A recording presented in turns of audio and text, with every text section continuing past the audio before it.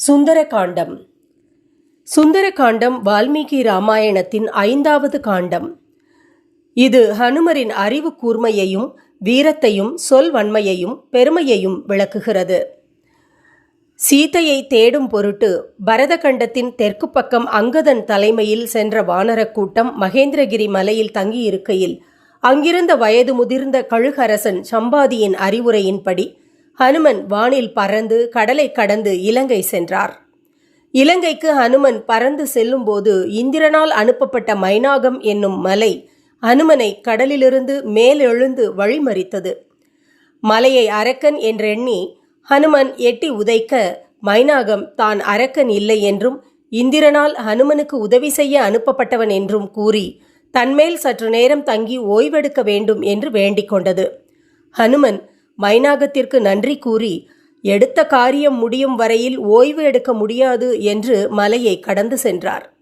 பின்பு சுரசை என்ற அரக்கி திடீரென ஹனுமன் முன்பு தோன்றி இந்த வழியில் யார் சென்றாலும் தன்னுள்ளேதான் செல்ல வேண்டும் என்று கூறி ஹனுமனை தடுத்தாள். ஹனுமன் தன் சக்தியை பயன்படுத்தி தன் உருவத்தை பெரிதாக்கிக் கொண்டே போனார். சுரசையும் தன் வாயை ஹனுமனின் உருவத்திற்கு ஏற்றாற்போல் பெருக்கி வந்தது. திடீரென ஹனுமன் தன் உருவத்தை கட்டை விரல் அளவிற்கு சட்டென குறைத்து கொண்டு சுரசையின் பெரிய வாயின் உள்ளே சென்று தன் பெரிய வாயை சுரசை மூடுவதற்குள் வெளியே வந்து, இந்த வழியே யார் வந்தாலும் உன் வாய்க்குள் செல்ல வேண்டும் என்று சொன்னாய். வெளியே வரக்கூடாது என்று நீ சொல்லவில்லை. உன் சொல்படி உன் வாய்க்குள் சென்று விட்டேன். இனிமேல் என்னை தடுக்க வேண்டாம் என்று சொல்லி சுரசையை கடந்து சென்றார். இதற்கடுத்து சிம்ஹிகா என்ற அரக்கி தனக்கு இருந்த ஒரு வரத்தை பயன்படுத்தி கடலில் விழுந்த ஹனுமனின் நிழலை பிடித்து ஹனுமனை இழுத்து அவனை விழுங்கினாள். ஹனுமன் சிம்ஹிகாவின் வயிற்றை கிழித்து அவளை வதம் செய்து வெளியே வந்து இலங்கையை அடைந்தார். இலங்கை நகரின் வாயிலில் இலங்கையை காவல் புரியும் லங்கினி என்ற அரக்கி ஹனுமனை தடுத்து நிறுத்தி எட்டி உதைத்தாள்.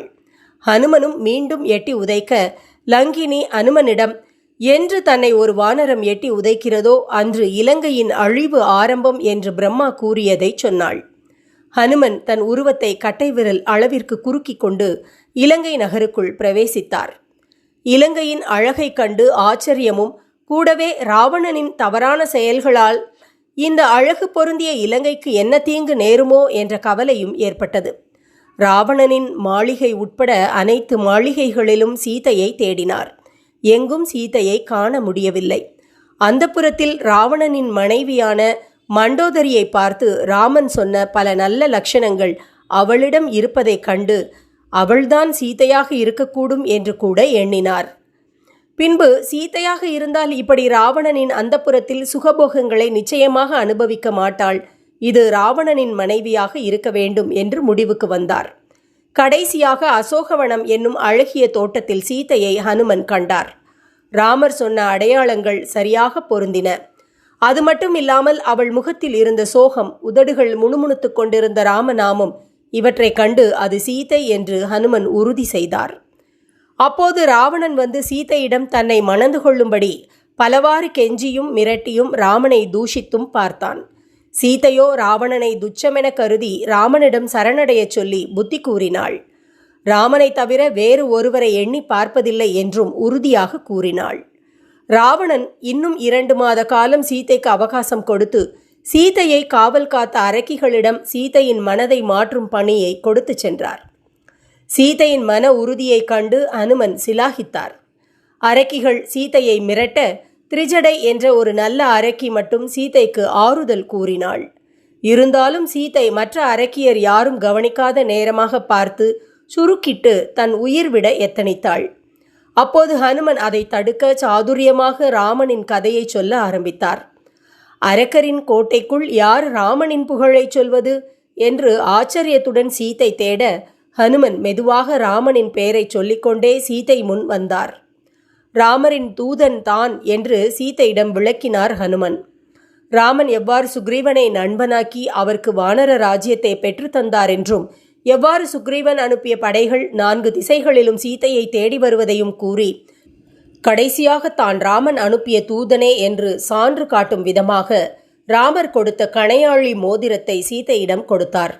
சீதையும் ஹனுமன் மீது முழு நம்பிக்கை ஏற்பட தனது சூடாமணி நகையை ஹனுமரிடம் அடையாளமாக கொடுத்து ராமர் ஒரு மாதத்திற்குள் ராவணன் மீது போர் தொடுத்து தன்னை விடுவிக்க வேண்டிக் கொள்கிறாள். ராவணனை நேரில் சந்தித்து அவனுக்கு புத்தி கூற முடிவு செய்தார் ஹனுமன்.